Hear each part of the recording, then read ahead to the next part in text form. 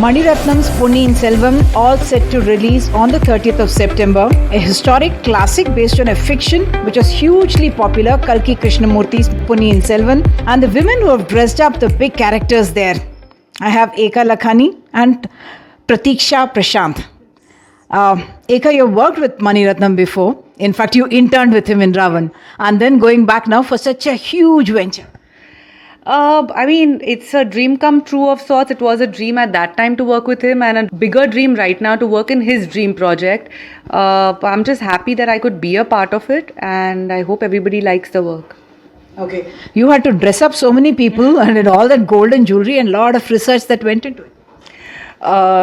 First of all, I would say that it was a great opportunity for us at Kishan Das to be associated. The first time we are doing a film together, and to be associated with Mani Ratnam Garu, it was like, again, I don't think we'll say dream come true. I don't think we even dreamt of it. Yes, there were a lot of characters, a lot of detailing, a lot of character specifications, because each character had their own precise characteristics, their nature, and a lot of styling and all went into it, because so we were given a lot of brief from Mani sir himself, and Eka had done a lot of research on it, how she wanted the fabrics to flow, and the jewelry and all had to be made according to like I said, necklaces and earrings is something which we make on a regular basis, but jewelry for the hair for the woman, jewelry for the waist, that it holds the clothes together, still doesn't goes with the clothes, but, holds the clothes in place. So a lot of learning for us as well, and a way to showcase ourselves. How did you start off? This scale is unimaginable. The number of characters itself, the main characters itself, it's an ensemble of big stars.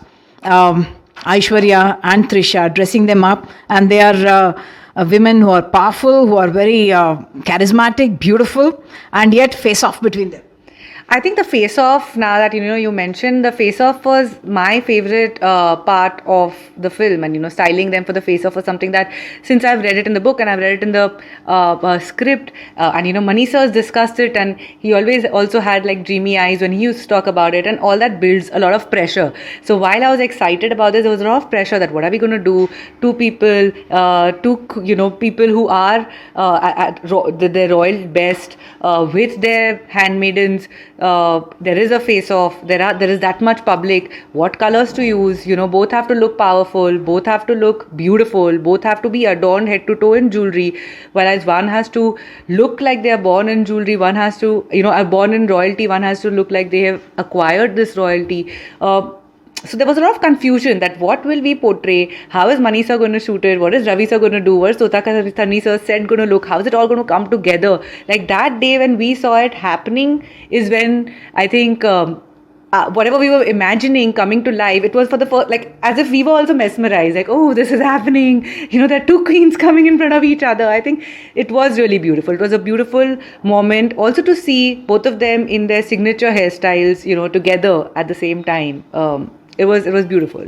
What kind of research really went into it? I'll come to the jewelry as well, but dress sense. This is a novel which people in Tamil Nadu, at least, they've all seen it serialized. They have their own imagination about how these women are supposed to look and how that kingdom itself looked, I guess. Therefore, the colors that you must have used. What kind of research went? The research was, honestly, the research that is available to us is from 12th century BC, where this is 10th century. So we had to preempt, and we had to, this could have, or this should have, or this would have happened, or this could have been there, kind of a thing, a world that we were also building, from 10th to 12th century. But I have gone to Tanjore, I have studied the sculptures. Mani sir gave me a team of his historians, his researchers, who helped me at every step, made me understand things rather than just telling me that this has to be done, this doesn't have to be. Making me understand why are we doing this. They are Shaivites, they are not Vaishnavites. This is what this emblem means. This is how a yali is supposed to be used. So these were terms I was learning, and then the meaning behind the terms. I never knew these existed for me to know the meaning of them. So now I'm understanding the existence of certain things, certain motives. This motive shows power. This motive shows vulnerability or love. And then using this in, so when I went to Tanjore, I remember in the staircase to the temple, there were a lot of borders that we were seeing. Not borders, engravings that I was seeing. These engravings, I realized that we could use in terms of borders and, printed them. So just the fact that Mani sir showed me a world from which I could pick and choose little elements and then make it into his world. That is the research that probably we did, and we had a lot of detailed notes, highlights from Kalki's novel and from Maniam's illustrations that the audiences have already kept in their mind. So I have a lot of inspiration from those, of course, mixed with Mani sir's vision. So that's how the illustration, the sculptures and Mani sir's vision has come together. And then illustration comes alive as jewelry. That conversion would have been very tough. And all these people being jeweled and wearing it through the thing, and your jewelry also would have been very heavy considering they're bejeweled from top to bottom. Yes. Of course, so when the jewelry that is worn in the movie, especially the royal and the hectic scenes, like we would say, where the actresses are adorned from top to toe, from head to toe, especially the hairstyles. I can imagine the amount of weight on their head, with those elaborate hairstyles. And then we didn't want the hair to look plain, so we had to jewel them according to the hairstyles. So yes, like the first time we tried out, we got some placement pieces. I got some fake pieces to see as in how it looks, because we can't make a jewelry and try. Because jewelry making takes time, so we had to see what works, what doesn't work, how embellished we want it, so then we had to figure out how to make our pieces a little lighter. So that was also something which was a challenge for us, because we wanted them to wear so much. So yeah, so that way, like first time we made a belt, my karigar, he made one like 1 kg belt and he brought, and then my husband said like ye to itna, because we wanted it to be elaborate and he made it so heavy, then like we had to figure out how we would make it less. Of course the jewelry designing is taken care by my husband Prashant and his brother Nitin, but of course the styling, as in I got into it, and like I'm also somebody who loves jewelry, who loves wearing jewelry. So, and being a dancer, it was not very difficult for me to understand what is needed, for that. But putting everything together and all, it was a learning experience. Regarding the research that went for this, we took into consideration what were the trade routes at that time. So we know the influences, because there's no documentation. So there's nothing written, like, when we see sculptures, we can see some silhouettes and, we can see that a chain is there through, like passing like this. But what that chain is made of, or what type of stones are used, we don't know. So, we saw, like, we tried to study what were the trade routes. So today, what is Burma? They had great influences. Today, the Golconda area was what is there today. That was closer to or maybe in the Chola Empire. So, some uncut diamonds we have used, but mainly tried to focus on rubies and make the jewelry like that. And like the motifs that were used, like the Cholas, they were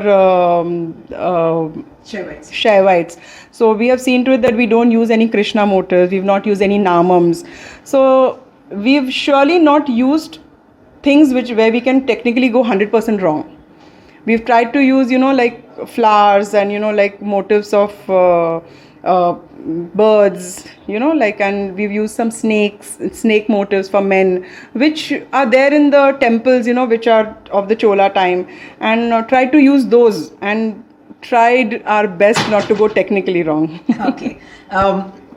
You have done not just Mani Ratnam, but like you mentioned, this year itself, Rajahirni and also Karan Johar as well. So they are very, very, very different styles, and obviously the film, the mood of the films itself is very different. Yeah, they're like 3 very different genres in 1 year for me, One is historical period drama that I'm doing with Mani sir, and his world is more inspired by art. One is Karan Johar, who is it's a love story, and it's today's film, and it has Ranveer and Alia, and I'm doing Ranveer's, and that world is very, very different. It's more today, it's more happening, it's more love, it's more trendy. And one is a Raju Hirani film, which is with Shah Rukh Khan. So again, I wouldn't reveal much about the film because much is not out, but again, that storyline or that look or that visual is very different. So it's been a challenge to be grappling with these different genres, but my team is so good that we're managing everything really well. Just tell me about the scale of what happened in this movie itself and Ponniyin Selvan. the numbers that you're talking about. And was there anything that some colors are a no-no? I mean, in films like that, there used to be a culture, isn't it, where the green is more dominant, red is dominant. So in this film, it wasn't that the color is a no-no because of the color scheme that we are following. It was more for the era that we were showing. Artificial dyes were not there at the time. So we have tried to use a lot of natural dyes, colors that are derived from haldi, kumkum, indigo, colors that we get through the trade route of the time. Fabrics that are available were cottons, and then we had silks that were coming in again through trade on Kanjivaram. So we've kind of stuck to that. And then of course Ravi sir, Mani sir had a very strong visual voice that they wanted to give for each character. So more than the color school of the film, we've taken color palette of each actors.